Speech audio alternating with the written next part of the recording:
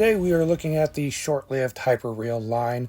There are only 2 figures released in 2019. We have Luke Skywalker in his Bespin fatigues and Darth Vader.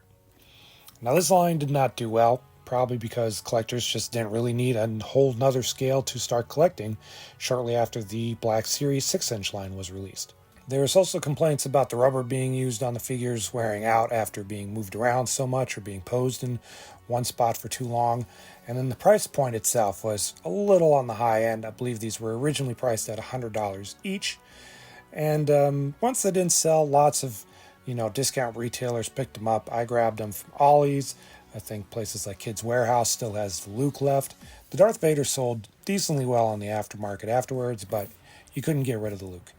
But we're going to open them up and take a look at them ourselves and see if they should have kicked off a new line of figures or if it was a good thing that they kind of crashed and burned.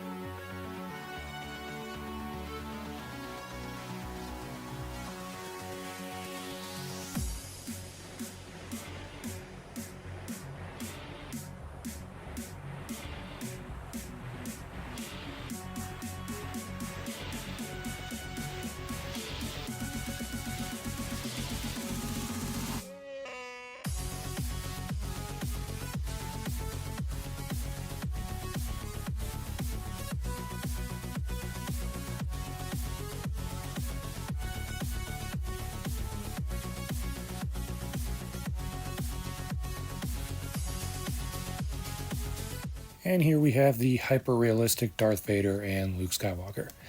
Now this is my 3rd time recording this outro. First time there was some weird audio issues.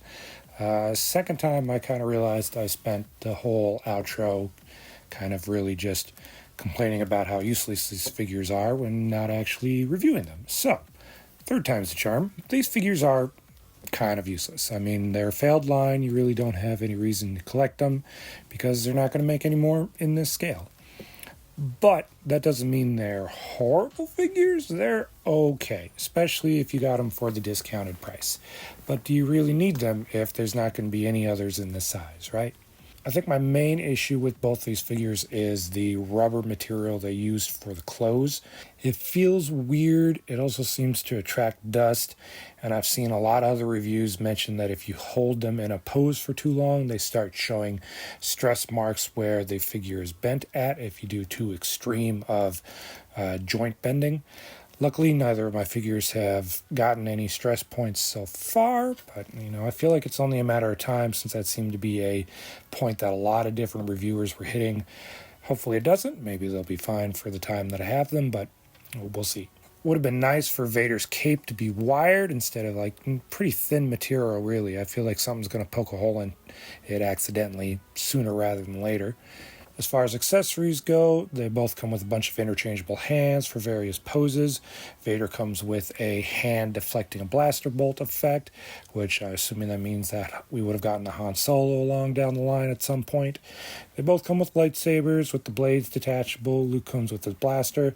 Luke also comes with an alternate head, one of which is a more clean hairstyle, and the other one's a little bit more messy after he's gotten his butt kicked all around Cloud City. The sculpts aren't terrible. Hasbro's done likenesses to Mark Hamill that were far worse than these, but they also aren't, super hyper-realistic. I think the main thing is the eyes are maybe a little too big. Just Mark Hamill's got that face that makes it really hard to sculpt for whatever reason.